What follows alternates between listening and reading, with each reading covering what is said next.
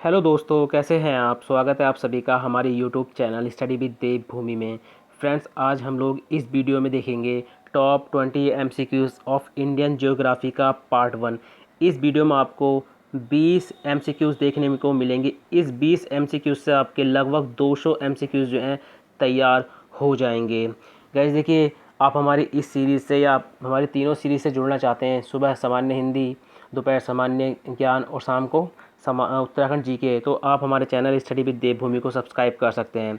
Guys, आपको इन notes की PDF हमारे टेलीग्राम चैनल से मिल जाएगी। टेलीग्राम चैनल का लिंक हमने इस वीडियो के डिस्क्रिप्शन बॉक्स में दे रखा है। आप वहां क्लिक करके इसकी पीडीएफ को फ्री में डाउनलोड कर सकते हैं। जैसा आपको पता है गाइज़, कनिष्ठ सहायक का एग्ज़ाम जो है 24 अक्टूबर 2021 को होना है, तो 56 दिन शेष हैं। तो गाइज़ चलिए, ज़्यादा टाइम ना ख़राब करते वीडियो को शुरू करते हैं। तो गाइस देखिए, ये इंडियन जियोग्राफी में आज जो हम कवर करेंगे ब्रह्मांड वाला चैप्टर करेंगे, ठीक है, ब्रह्मांड वाला। तो चलिए पहला क्वेश्चन देख लेते हैं। सौर प्रणाली की खोज किसने की थी। Very very most important question, और एग्ज़ाम में काफ़ी पूछा जाता है। तो देखिए, सौर प्रणाली की जो खोज की थी, ये की थी कॉपरनिक्स ने। किसने की थी? कॉपरनिक्स ने। तो सी ऑप्शन जो है हमारा राइट हो जाएगा। अब देखिए, कॉपरनिक्स ने जो है 1543 में कहा था कि सूर्य ब्रह्मांड का केंद्र है, ठीक है। तो क्वेश्चन आता है कि किसने कहा था कि सूर्य ब्रह्मांड का केंद्र है, तो ये भी कॉपरनिक्स ने कहा था। कब? 1543 में।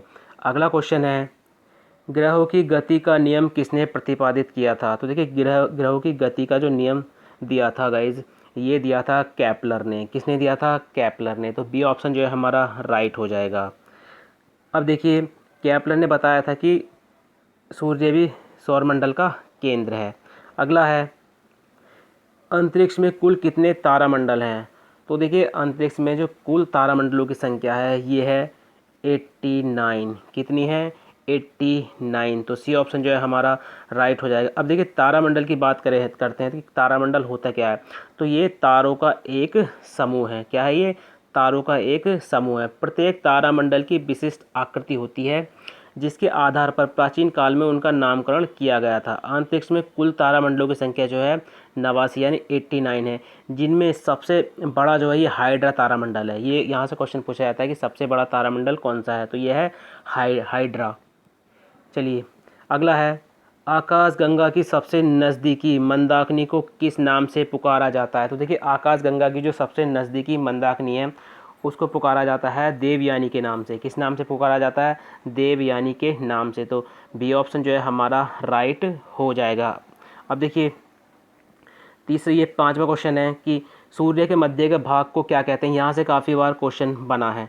तो सूर्य के मध्य भाग को गाइस क्या कहते हैं? ये कहते हैं प्रकाश मंडल। क्या कहते हैं? प्रकाश मंडल। तो बी ऑप्शन जो है हमारा राइट हो जाएगा। चलिए सूर्य के बारे में एक्स्ट्रा फैक्ट देख लेते हैं। तो देखिए, सूर्य की दीप्तिमान सतह को प्रकाश मंडल कहते हैं।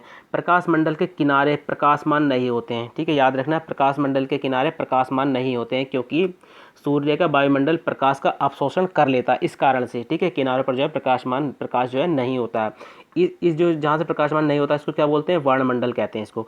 और वर्णमंडल सूर्य के ऊपरी भाग है, ठीक है, जो बाहरी ऊपरी भाग होता है सूर्य का, उसको वर्णमंडल कहते हैं। और इस तरह से क्वेश्चन पूछा भी जाता है। यह लाल रंग का होता है। किस रंग का होता है? ये लाल रंग का होता है। और देखिए, जब सूर्य ग्रहण के समय सूर्य के दिखाई देने भाग जो होता है, जिस समय सूर्य ग्रहण होता है और उस समय पे जो भाग दिखाई देता है, ठीक है, तो उसे बोलते हैं सूर्य किरीट या कोरोना। तो दोनों नाम में से आपको एक नाम याद रखना है, सूर्य किरीट या कोरोना कहते हैं। यह सूर्य की सबसे बाहरी परत होती है, ठीक है, याद रखेंगे, ये सूर्य की सबसे बाहरी परत होती है। क्वेश्चन आता है कि सूर्य के सबसे बाहरी परत को किस नाम से पुकारा जाता है। तो सूर्य किरीट या कोरोना नाम से पुकारा जाता है। अब देखिए, सूर्य किरीट से ही पूछा जाता है कि कौन सी किरणें उत्सर्जित होती हैं। तो सूर्य किरीट से जो है एक्सरे किरणें उत्सर्जित होती हैं। इसे सूर्य का मुकुट भी कहा जाता है। पूर्ण सूर्य ग्रह के समय जो है सूर्य किरण से प्रकाश की प्राप्ति होती है। देखिए, पूर्ण सूर्य ग्रहण जब होता है तो उस समय जो है सूर्य किरण से ही प्रकाश की प्राप्ति होती है। अगला क्वेश्चन है, मध्य रात्रि का देश है। तो देखिए, ये क्वेश्चन आपको इस तरह से मिलेगा कि मध्य रात्रि का देश किसको कहा जाता है। तो देखिए, मध्य रात्रि का देश नॉर्वे, ठीक है, में अर्धरात्रि के समय सूर्य कब दिखाई देता है। तो गाइज, ये देता है 21 जून को। कब दिखाई देता है? 21 जून को। तो चलिए इसके बारे में डिस्कस कर लेते हैं थोड़ा सा। अब देखिए जो नॉर्वे है ये एक यूरोपीय महाद्वीप का एक देश है, ठीक है, याद रखेंगे यूरोपीय महाद्वीप का एक देश है और अपने पृथ्वी अपने तल से 66 डिग्री का कोण बनाते हुए घूमती है, या कहें कि पृथ्वी का अक्ष सीधा ना होकर 23 डिग्री तक झुका हुआ है। अक्ष के झुकाव के कारण देखिए गाइस दिन व रात जो छोटे और बड़े होते हैं। तो ये 2 डेट आपने याद रखें, यहाँ वहाँ पे आपको 21 जून दे, 21 जून ना देकर आपको 22 दिसंबर भी दे सकता है। तो आपको दोनों डेट याद रखनी कब ये स्थिति होती है। तो एक तो 21 जून को होती है और दूसरी बार जो होती है 22 दिसंबर को होती है। तो ऐसी 2 स्थितियाँ हैं, ठीक है। तो देखिए डी पे पढ़ने से थोड़ा सा ये फ़ायदा होता है कि एग्ज़ाम में चलो कि आपको 21 जून नहीं दिया उसने तो आपको 22 दिसंबर देगा, जब आपने पढ़ रखा होगा तो आप इसको टिक लगा देंगे। तो जिसमें सूर्य का प्रकाश वृत्त पृथ्वी की धुरी के झुकाव के कारण पृथ्वी के सभी स्थानों पर जो है समान भागों में नहीं बंटता है। तो गाइस देखिए दिन और रात की अवधि में अंतर है, ठीक है। तो उत्तरी गोलार्ध में याद रखें, उत्तरी गोलार्ध में मध्य रात्रि अर्थात रात को 12 बजे भी सूर्य दिखाई देने की घटना का संबंध जो है 21 जून वाली स्थिति से है। अब देखिए इस समय 66 डिग्री उत्तरी अक्षांश और 90 डिग्री उत्तरी अक्षांश तक का संपूर्ण भूभाग होता है वो प्रकाश वृत्त के भीतर रहता है। तो वो पूछ लेता है किस डिग्री से किस डिग्री तक जो है प्रकाश वृत्त के भीतर रहता है। तो इसको पॉइंट को आप जरूर याद रखना, ये स्थिति जरूर आपने याद रखनी है 21 जून और 22 दिसंबर वाली, ठीक है। यहीं से क्वेश्चन डायरेक्ट बनता है। अगला है धूमकेतु का संबंध किससे है। तो गाइस देखिए धूमकेतु का जो संबंध है ये है लघु सौर मंडलीय पिंड से। तो सी ऑप्शन जो है हमारा राइट हो जाएगा। अब देखिए इंटरनेशनल एस्ट्रोनॉमिकल यूनियन, ठीक है, IAU की जो प्राग सम्मेलन हुआ था 2006 के, इसके अनुसार सौर मंडल में मौजूद जो पिंडों की हैं 3 श्रेणियां हैं, ठीक है, 3 श्रेणियां हैं। पहली है परंपरागत ग्रह। तो परंपरागत में जो है 8 ग्रह आते हैं, बुध शुक्र पृथ्वी मंगल बृहस्पति शनि अरुण वरुण। तो ये देखिए परंपरागत ग्रहों में आते हैं, यहीं से क्वेश्चन पूछा जाता है, ठीक है। ये 3 कैटेगरियों से क्वेश्चन बन जाता है। और बौने ग्रह जो हैं प्लूटो चैरोन सेरस 203 UV 313, ठीक है, ये बौने ग्रह हैं। और तीसरी कैटेगरी है लघु सौरमंडलीय पिंड। तो इसमें धूमकेतु आते हैं, उपग्रह आते हैं और अन्य जो छोटे खगोलीय पिंड होते हैं वो सभी इसमें आते हैं। तो ये तीनों कैटेगरी भी आपको याद होनी चाहिए। अगला है निम्न में से पार्थिव ग्रह कौन सा है। तो इनमें से जो है पार्थिव ग्रह कौन सा है, ये है मंगल। कौन सा है, मंगल। देखिए इस तरह जैसे ये सूर्य है, ठीक है, ये सूर्य है, तो यहाँ पे 1 2 3 4 ये जो ग्रह होते हैं और यहाँ पे जो रेखा होती है इससे अंदर जो होते हैं ये आंतरिक ग्रह कहलाते हैं। उसके बाद ठीक है 5 6 7 8 ये बाहरी ग्रह कहलाते हैं। चलिए इनको थोड़ा सा देख लेते हैं। देखिए ग्रहों की संख्या कितनी है, 8। इन्हें 2 भागों में बांटा गया है। पहला है पार्थिव या आंतरिक ग्रह। तो पार्थिव या आंतरिक ग्रह जो होते हैं इनको भीतरी ग्रह भी क्या कहा जाता है। तो ये होते हैं देखिए बुध शुक्र पृथ्वी और मंगल। पार्थिव ग्रह सूर्य में जो क्षुद्र ग्रहों की पट्टी के बीच स्थित होते हैं, ठीक है। सूर्य जैसे यहाँ पर सूर्य है और यहाँ पे होती है क्षुद्र ग्रहों की पट्टी, तो इसके बीच जो स्थित होते हैं, ठीक है, बुध शुक्र पृथ्वी मंगल, ये कहलाते हैं पार्थिव ग्रह या आंतरिक ग्रह, ठीक है। उसके बाद बात करें देखिए बाह्य ग्रहों की, या बाह्य ग्रह को बृहस्पतीय ग्रह भी कहा जाता है। तो ये होते हैं बृहस्पति शनि अरुण वरुण, ठीक है, इनको बाह्य ग्रह कहा जाता है। तो ये पॉइंट भी आप यहाँ से याद रखेंगे। अगला है निम्नलिखित में से किस ग्रह को नग्न आँखों से नहीं देखा जा सकता है। तो गाइज ये वरुण को नहीं देखा जा सकता है। तो डी ऑप्शन जो है हमारा राइट हो जाएगा। अब देखिए किन किन को हम नग्न आँखों से जो है देख सकते हैं। तो देखिए 5 ग्रहों को जो है हम नग्न आँखों से देख सकते हैं। पहला है बुध, दूसरा है शुक्र, तीसरा है मंगल, चौथा है बृहस्पति और 5वां है शनि। अब आपके दिमाग में आ रहा होगा पृथ्वी, हम पृथ्वी से ही तो इनको देखते हैं, ठीक है। तो चलिए अगला है सूर्य के सबसे नज़दीक कौन सा ग्रह है। तो सूर्य के सबसे जो नज़दीक ग्रह है गाइज ये है, कौन सा है गाइज, बुध। कौन सा है, बुध। अब देखिए बुध से संबंधित जितने भी एक्स्ट्रा फैक्टर जैसे क्वेश्चन बनते हैं उन सभी को हम इस वीडियो में यहाँ पे देखते हैं। तो देखिए अब देखिए सूर्य की दूरी के अनुसार आपको पता चल जाएगा। क्वेश्चन क्या था कि सूर्य के सबसे नज़दीक ग्रह कौन सा है, तो बुध हो गया। तो ये इस तरह से सूर्य की दूरी मतलब नज़दीक से दूर तक के ग्रहों का क्रम है। देखिए तो पहला आता है बुध, फिर आता है शुक्र, फिर आता है पृथ्वी, फिर मंगल, फिर बृहस्पति, फिर शनि, फिर अरुण, फिर आता है वरुण। और वरुण जो है सबसे दूर स्थित है। तो देखिए कि सूर्य के सबसे नज़दीक बुध ग्रह है और सूर्य के सबसे दूर जो है ये वरुण ग्रह जो है स्थित है। तो आपको सूर्य से जो है कौन सा ग्रह पास है कौन सा दूर है ये क्रम भी आपको याद होना चाहिए। कभी कभी ये क्रम लगाने को भी दे देता है। अगला है निम्नलिखित में से कौन सा ग्रह पूरब से पश्चिम घूर्णन करता है? ठीक है, पूरब से पश्चिम घूर्णन करता है। तो गाइज ये करता है शुक्र। कौन करता है? शुक्र। तो सी ऑप्शन जो है हमारा राइट हो जाएगा। अब देखिए पूरब से पश्चिम, ठीक है, जो पूरब से पश्चिम यानी क्लॉकवाइज की बात करें तो देखिए शुक्र और अरुण घूर्णन की दिशा पूरब से पश्चिम है। यही दो ग्रह ऐसे हैं, ठीक है, शुक्र और अरुण, जिनके घूर्णन की दिशा जो है क्लॉकवाइज है। ठीक है, ये इस तरह से घूमते हैं, इस तरह से, मतलब क्लॉक जैसे घंटा घूमता है ना क्लॉकवाइज, तो इस तरह से घूमते हैं ये। जबकि जो अन्य ग्रह हैं इनके अलावा, ठीक है, बुध, पृथ्वी, मंगल, बृहस्पति, शनि, वरुण, इनके घूर्णन की जो दिशा है ये पश्चिम से पूरब है, यानी एंटी क्लॉकवाइज है। यहीं से क्वेश्चन बनता है कि पृथ्वी किस दिशा में घूर्णन करती है? तो पश्चिम से पूरब। यहाँ से गाइज आपको यूके ट्रिपल एससी में आप देखना, प्रीवियस क्वेश्चन देखना, यहाँ से आपको हर एग्जाम में एक क्वेश्चन देखने को मिलेगा, क्योंकि यहाँ से काफ़ी क्वेश्चन बनते हैं। क्लॉकवाइज और एंटी क्लॉकवाइज में काफ़ी कन्फ्यूजन रहता है। तो शुक्र तथा अरुण जो हैं ये पूरब से पश्चिम यानी क्लॉकवाइज घूमते हैं, और जो इनके अलावा अन्य ग्रह हैं ये पश्चिम से पूर्व दिशा यानी एंटी क्लॉकवाइज घूमते हैं। चलिए अगला क्वेश्चन है, निम्न में से किसके पास कोई भी उपग्रह नहीं है? तो गाइज ये बुध के पास कोई भी उपग्रह नहीं है, तो डी ऑप्शन हमारा राइट हो जाएगा। उसके अलावा देखिए जो जो शुक्र है, ठीक है, शुक्र, उसके पास भी उपग्रह नहीं है। मतलब ये दो ग्रह हैं जिनके पास अपने उपग्रह नहीं है। ठीक है गाइज, इनके पास अपने कोई भी उपग्रह नहीं है। अब देखिए बुध के बारे में बात करें तो सूर्य का सबसे नज़दीक ग्रह है, जो सूर्य के निकलने के 2 घंटे पहले दिखाई देता है। ठीक है, ये सबसे छोटा और सबसे हल्का ग्रह है। ठीक है, यहीं से क्वेश्चन आता है कि कौन सा ग्रह सबसे छोटा और सबसे हल्का है।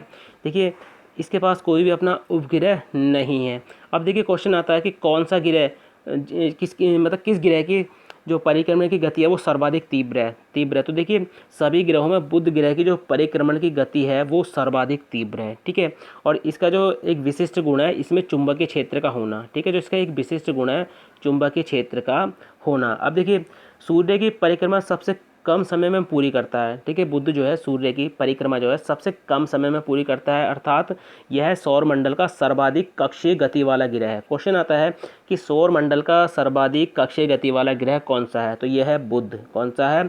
बुध। अब देखिए बुध ग्रह के दिन अति गर्म होते हैं और रातें अधिक बर्फीली होती हैं। इसका तापांतर सभी ग्रहों में सबसे अधिक है। ठीक है, सबसे अधिक है 600 डिग्री सेल्सियस गाइज। चलिए अगला क्वेश्चन है, निम्न में से कौन सा सबसे गर्म ग्रह है? ये कई बार एग्जाम में पूछ रखा है। अगर आपने सीजीएल वाला एग्ज़ाम दे रखा होगा, एसएससी वाला एग्ज़ाम दे रखा होगा, तो निम्न में से कौन सा सबसे गर्म ग्रह है? तो गैस ये है शुक्र। कौन सा है? शुक्र। तो सी ऑप्शन जो है हमारा राइट हो जाएगा। अब देखिए शुक्र के बारे में कुछ महत्वपूर्ण फैक्ट देखते हैं। तो देखिए शुक्र जो है पृथ्वी का सबसे निकटतम ग्रह है, सबसे चमकीला ग्रह है और सबसे गर्म ग्रह है। इसलिए इसे देखिए सांझ का तारा, भोर का तारा भी कहा जाता है, क्योंकि ये शाम को पश्चिम दिशा में दिखाई देता है और सुबह सुबह आप देखेंगे, कभी उठेंगे आप तो देखना आपको पूर्व दिशा में ये सुबह सुबह दिखेगा एकदम चमकता हुआ। ठीक है, और देखिए शुक्र ग्रह को ही पृथ्वी का जुड़वा ग्रह भी कहा जाता है, या इसको पृथ्वी की बहन भी कहते हैं, या इसको पृथ्वी की भागिनी भी कहते हैं। तो कुछ भी आपको एग्जाम में मिल सकता है। और देखिए जो इसका घनत्व आकार है वो बिल्कुल पृथ्वी के समान है। ठीक है, तो इसलिए इसको पृथ्वी का जुड़वा ग्रह कहा जाता है। अब देखिए शुक्र ग्रह की जो घूर्णन की दिशा है ये पूरब से पश्चिम है। मैंने आपको ऊपर ही बताया था ये क्लॉकवाइज है। ठीक है, क्लॉकवाइज है। और शुक्र के पास देखिए कोई भी उपग्रह नहीं है। बुध और शुक्र ऐसे दो ग्रह हैं जिनके पास कोई भी उपग्रह नहीं है। रातों को चमकीलेपन की दृष्टि से चंद्रमा के बाद, ठीक है, चंद्रमा के बाद जो दूसरा स्थान आता है ये शुक्र ग्रह का ही आता है। यही कारण है कि शुक्र को जो है प्यार एवं सुंदरता की देवी भी कहा गया है। क्वेश्चन यहाँ से बनता है कि किस ग्रह को प्यार एवं सुंदरता की देवी कहा जाता है? तो ये कहा जाता है शुक्र को। अगला है, ज्ञानीमिड उपग्रह किस ग्रह से संबंधित है? तो गैस ये संबंधित है बृहस्पति से। तो डी ऑप्शन जो है हमारा राइट हो जाएगा। अब देखिए बृहस्पति से जितने भी मोस्ट इंपॉर्टेंट क्वेश्चन बनते हैं वो हम यहाँ पर डिस्कस कर लेते हैं। तो देखिए बृहस्पति ग्रह से संबंधित है ज्ञानीमिड, या इसको इस तरह से ज्ञानीमिड भी आपको मिल सकता है। ये सौर मंडल का सबसे बड़ा उपग्रह है। ठीक है, सबसे बड़ा उपग्रह है ये सौर मंडल का गैनीमीड। अब देखिए बात करें बृहस्पति की, या इसको किस नाम से जानते हैं? जुपिटर। ठीक है, किस नाम से जानते हैं इसको? जुपिटर। तो ये सौर मंडल का सबसे बड़ा ग्रह है। सबसे पहले तो यहीं से क्वेश्चन बनता है कि सौर मंडल का सबसे बड़ा ग्रह कौन सा है? तो ये है बृहस्पति, जुपिटर। इसे अपनी धुरी पर चक्कर लगाने में 10 घंटे यानी सबसे कम समय और सूर्य की परिक्रमा करने में 12 वर्ष का समय लगता है। बृहस्पति का द्रव्यमान सूर्य के द्रव्यमान का लगभग 1000वां भाग है, क्योंकि बृहस्पति के वायुमंडल में हाइड्रोजन एवं हीलियम की प्रधानता है और आपको पता है सूर्य में भी इन दोनों की काफ़ी प्रधानता है। अब क्वेश्चन बनता है कि बृहस्पति के पास कुल उपग्रह कितने हैं। तो देखिए 79 उपग्रह हैं, मतलब पहले जो है सबसे ज़्यादा ग्रह इसी के पास माने जाते थे, ठीक है, लेकिन वर्तमान में जो है शनि के पास सबसे ज़्यादा हैं 82, ठीक है, 82 हैं। तो यहाँ शनि के बारे में आगे पढ़ेंगे हम लोग। और देखिए यहाँ से क्वेश्चन बनता है कि सभी ग्रहों में बृहस्पति ग्रह की घूर्णन गति सर्वाधिक तीव्र है, ठीक है, घूर्णन गति। और सभी ग्रहों में बुध ग्रह की परिक्रमा, देखिए ये घूर्णन गति की बात करता है तो आपको बृहस्पति ग्रह लगाना है। अगर सभी ग्रहों में बुध परिक्रमण की गति की बात करता है कि सभी ग्रहों में परिक्रमण की गति सर्वाधिक तीव्र है, तो बुध ग्रह की। यहाँ से बहुत ज़्यादा कन्फ्यूज़ होता है, तो इस कन्फ्यूज़न को आप अभी दूर कर लेना कि सभी ग्रहों में बृहस्पति ग्रह की घूर्णन गति की, ठीक है, सर्वाधिक तीव्र है, और सभी ग्रहों में बुध ग्रह की परिक्रमण गति सर्वाधिक तीव्र है। तो दोनों में आप अंतर देख के तभी इसको याद करना गाइस, क्योंकि यहीं से बहुत कन्फ्यूज़न होता है, ये क्वेश्चन हमेशा गलत होता है। अगला है फोबोस और डीमोस। ये क्वेश्चन भी सीजीएल, एसएससी और यूके SSC में भी ये पूछ रखा है, ठीक है। फोबोस और डीमोस ग्रह का उपग्रह का जो ग्रह है, ग्रह का उपग्रह का किससे संबंध है, मतलब ये उपग्रह का संबंध गाइस, ये उपग्रह है, ठीक है, इसको हम पीडीएफ में ठीक कर देंगे। तो फोबोस और डीमोस उपग्रह का संबंध किस ग्रह से है। तो गाइज इनका जो संबंध है ये है मंगल ग्रह से। किससे संबंध है, मंगल ग्रह से जो है फोबोस और डीमोस उपग्रह का संबंध है। अब देखिए मंगल ग्रह के बारे में कुछ एक्स्ट्रा फैक्ट देख लेते हैं। तो देखिए मंगल ग्रह के 2 उपग्रह हैं। क्वेश्चन यहीं से बनता है पहले ही कि मंगल ग्रह के कितने उपग्रह हैं। तो 2 उपग्रह हैं, पहला है फोबोस और दूसरा है डीमोस, ठीक है। अब देखिए क्वेश्चन आता है कि किस ग्रह को लाल ग्रह कहा जाता है या रेड प्लेनेट कहा जाता है। तो मंगल ग्रह को जो है लाल ग्रह और जो रेड प्लेनेट है उसके नाम से जाना जाता है। जो इसका लाल रंग है ना गाइस, जिसकी वजह से लाल रंग है, तो ये आयरन ऑक्साइड की वजह से है इसका लाल रंग, ठीक है। अब सौरमंडल का जो सबसे बड़ा ज्वालामुखी है ओलिपस मैसी, वो ठीक है कहाँ पर है, मंगल ग्रह पर ही स्थित है। और सौरमंडल का जो सबसे ऊंचा पर्वत है निक्स ओलंपिया, जो माउंट एवरेस्ट से 3 गुना अधिक ऊंचा है, ये मंगल ग्रह पे है, ठीक है। तो सौरमंडल का सबसे बड़ा ज्वालामुखी ओलिपस मैसी और सौरमंडल का सबसे ऊंचा पर्वत निक्स ओलंपिया, दोनों ही मंगल ग्रह पे स्थित हैं, ठीक है। चलिए अगला है सौरमंडल का एकमात्र ग्रह जिसका अपना वायुमंडल है। Very very most important question है गाइस, ये यूके SSC ने इसको पूछ भी रखा है। तो सौरमंडल का एकमात्र ग्रह जिसका अपना वायुमंडल है, तो यह है शनि ग्रह, ठीक है, शनि ग्रह। चलिए शनि के बारे में मोस्ट इंपॉर्टेंट फैक्ट देख लेते हैं, क्योंकि यहाँ से काफ़ी क्वेश्चन बनते हैं। आकार में दूसरा सबसे बड़ा ग्रह है, ठीक है, बृहस्पति के बाद आकार में दूसरा सबसे बड़ा ग्रह है बृहस्पति। इसकी विशेषता है कि इसके तल के चारों ओर जो है इस तरह से बल हैं, ठीक है, बले जो होते हैं बल इस तरह से हैं। तो इन बलों की संख्या जो है 7 है, ठीक है। इन बले की जो संख्या है, छल्ले जिनको छल्ले कहते हैं, ठीक है, बले को क्या बोलते हैं, छल्ला, जो छल्ला टाइप से होता है वो। तो इन छल्लों की जो संख्या है ये 7 है, और ये आकाश में जो पीले तारा होता है उसके समान दिखाई देता है।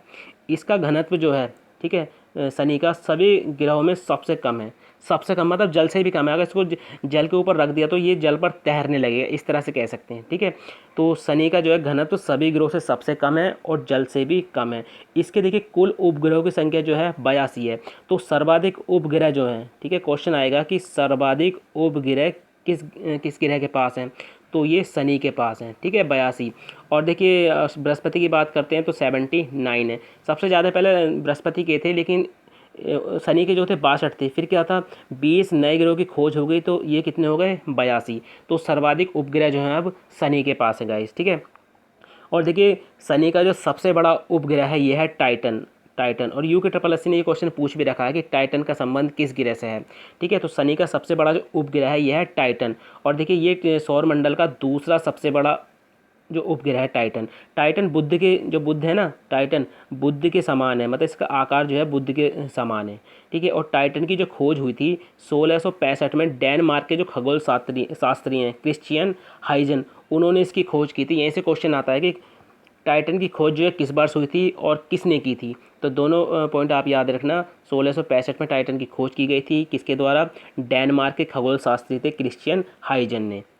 चलिए अगला है निम्नलिखित में से किस ग्रह को लेटा हुआ ग्रह भी कहा जाता है? तो गाइज़ ये कहा जाता है अरुण ग्रह को। तो ए ऑप्शन जो है हमारा राइट हो जाएगा। देखिए आपके ब्रह्मांड से जो भी क्वेश्चन आते हैं ना ग्रह से, वो सभी इस वीडियो में आपके आज कंप्लीट हो जाएंगे।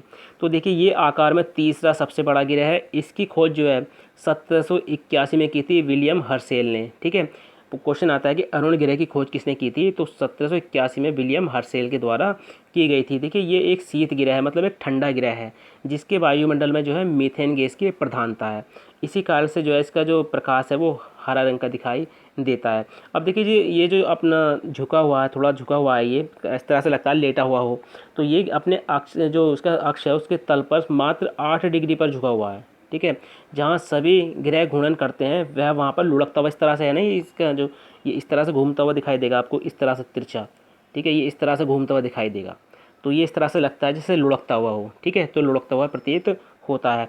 अरुण ग्रह का सबसे बड़ा उपग्रह जो है टाइटेनिया है। ठीक है, अरुण ग्रह का जो सबसे बड़ा उपग्रह है ये टाइटेनिया। और कई उपग्रह से अधिकतर क्वेश्चन जो है एग्जाम में पूछे जाते हैं, तो इनके उपग्रह और जो सबसे बड़ा उपग्रह वो आपको ज़रूर याद होना चाहिए।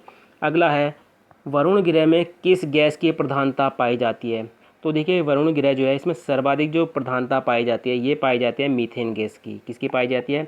मीथेन गैस की। और मीथेन गैस के कारण इसको हरा ग्रह कहते हैं। देखिए हरी जो अरुण अरुण में भी हरी मतलब मीथेन गैस थी, लेकिन उसमें कम है, लेकिन सर्वाधिक की बात करता है कि सर्वाधिक मीथेन गैस किस ग्रह में पाई जाती है, तो ये वरुण ही आपको टिक लगाना पड़ेगा। ठीक है, चलिए वरुण ग्रह के बारे में और पढ़ लेते हैं कुछ। तो देखिए यहाँ पर मीथेन गैस की जो है अधिकता है। ठीक है, और इस मीथेन गैस की अधिकता के कारण ही वरुण ग्रह का जो है प्रकाश हरा प्रतीत दिखाई देता है। और इसके चारों तरफ, ठीक है, इसके चारों तरफ जो है जो अति शीतल मीथेन है उसके बादल छाए रहते हैं, इसलिए इसे हरा ग्रह भी कहते हैं। क्या कहते हैं इसको? वरुण को हरा ग्रह भी कहते हैं। तो यहीं से डायरेक्ट क्वेश्चन पूछा जाता है कि किस ग्रह को हरा ग्रह कहते हैं। ठीक है, तो याद रखेंगे वरुण ग्रह को जो है हरा ग्रह कहते हैं। अब देखिए वरुण ग्रह की जो खोज हुई थी 1846 में, जर्मन खगोल वैज्ञानिक थे जहान गाले, इन्होंने इसकी खोज की थी। वरुण ग्रह का जो सबसे प्रमुख उपग्रह है ये ट्राइटन है। कौन सा है? ट्राइटन। अब देखिए अरुण और वरुण ग्रह को क्या कहते हैं? जुड़वा ग्रह कहते हैं। क्वेश्चन में आपको ये दो पेयर में मिलेंगे, पूछ लेगा किन ग्रहों को जुड़वा ग्रह कहा जाता है। तो अरुण तथा वरुण ग्रह को जो है जुड़वा ग्रह कहा जाता है, क्योंकि इन दोनों के आकार में समानता पाई जाती है गाइस। ठीक है, इन दोनों के आकार में जो है समानता पाई जाती है। चलिए अगला क्वेश्चन देख लेते हैं। एक मिनट गाइस, एक मिनट। चलिए अगला है, देखिए काफ़ी महत्वपूर्ण क्वेश्चन है ये और एग्जाम में काफ़ी पूछा जाता है। ये पृथ्वी का औसत व्यास कितना है? तो देखिए जो पृथ्वी का औसत व्यास है यह है 12,756 किलोमीटर। तो सी ऑप्शन जो है हमारा राइट हो जाएगा गाइज। अब देखिए पृथ्वी के बारे में कुछ महत्वपूर्ण पॉइंट उनको देख लेते हैं।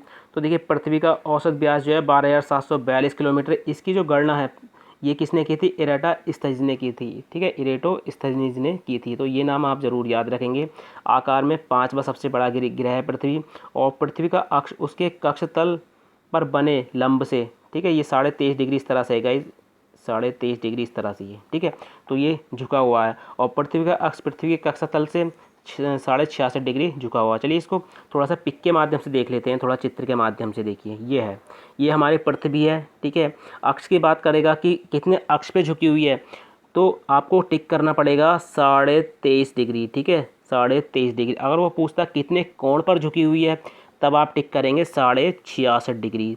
तो अक्ष पूछता है आपसे तो आपको ध्यान में रखना, लंब पूछता है तो आपने ध्यान रखना, कोण पूछता तो, ठीक है, अक्ष पूछता है आपने तो ध्यान रखना है कितना लगाना, 23.5। अगर कोण पूछता है कितने कोण पर झुका हुआ तो 66.5 डिग्री पर। तो दोनों अलग अलग हैं। ठीक है गाइस, चलिए और देखिए पृथ्वी जो है अपने अक्ष पर पश्चिम से पूर्व, ठीक है, लगभग 1610 किलोमीटर प्रति घंटा की चाल से घूमती है, और ये 23 घंटे 56 मिनट 4 सेकंड में जो है एक चक्कर पूरा करती है। और पृथ्वी की इस गति को घूर्णन या दैनिक गति कहते हैं, और इसी गति की वजह से दिन रात जो है गाइस वो होते हैं। अब देखिए पृथ्वी को सूर्य की एक परिक्रमा पूरी करने में, ठीक है, पृथ्वी जो सूर्य का चक्कर लगाती है, जैसे ये सूर्य एक जगह, तो पृथ्वी घूमती घूमती इस तरह से आती, ठीक है, इसका जो चक्कर लगाती है वो 365 दिन में या 5 घंटे, ठीक है, 365 दिन 5 घंटे 48 मिनट 46 सेकंड, लगभग 365 दिन 6 घंटे में।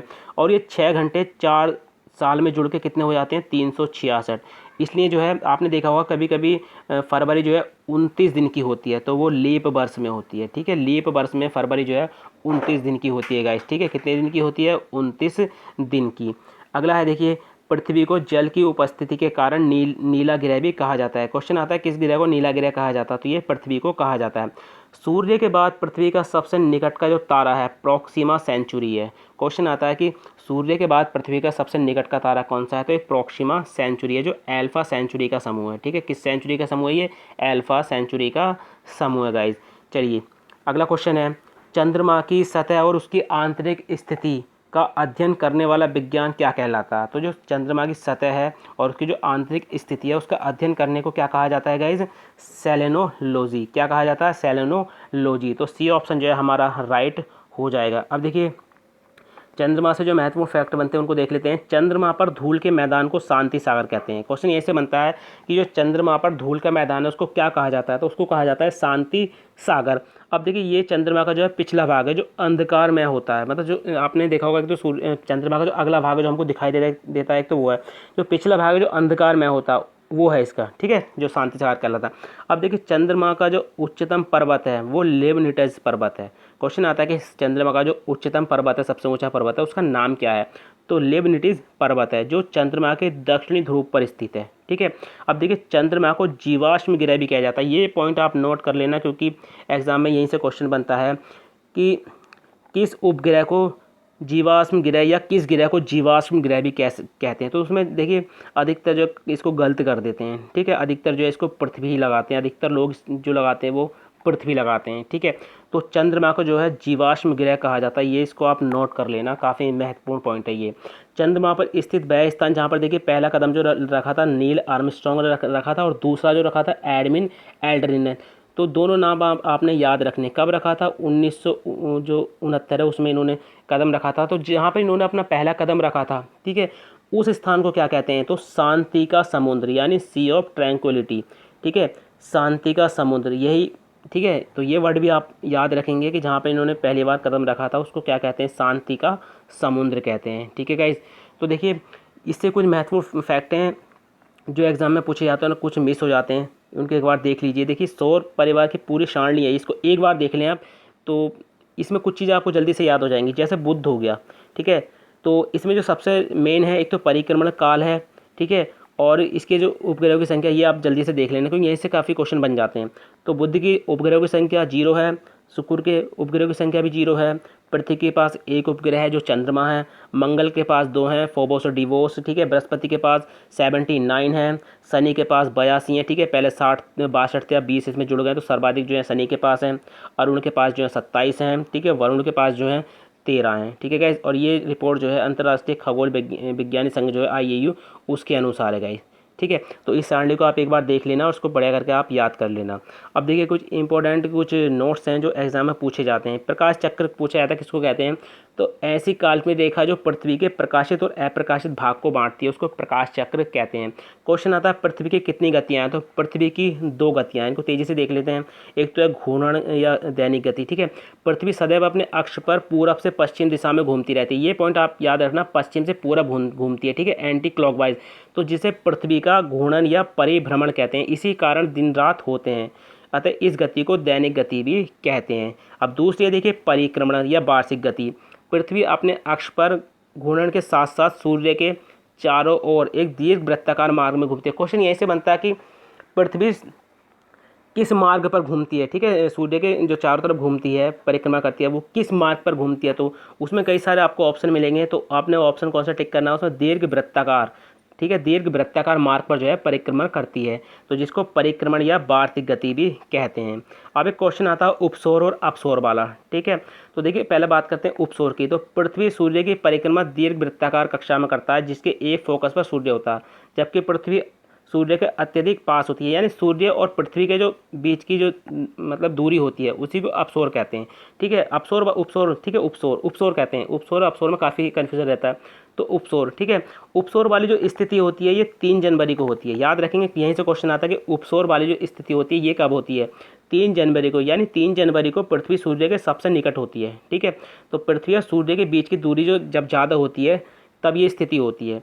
ठीक है। उस समय सूर्य और जो पृथ्वी के बीच की दूरी होती है ये 14.70 करोड़, ठीक है, किलोमीटर होती है। आप इसको याद रखेंगे, 14.70 करोड़ किलोमीटर होती है सूर्य और पृथ्वी के बीच की दूरी। अब देखिए अपसोर की बात करें, ठीक है, पृथ्वी जब सूर्य से अधिकतम दूरी पर होती है तो उसे अपसोर कहते हैं, ठीक है।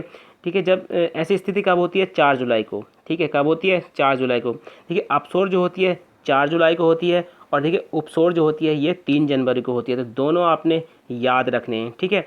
अब देखिए पृथ्वी जिस समय अपसोर होता है उस समय पृथ्वी और सूर्य के बीच की जो दूरी होती है 15.21 करोड़ किलोमीटर की होती है गाइस, ठीक है।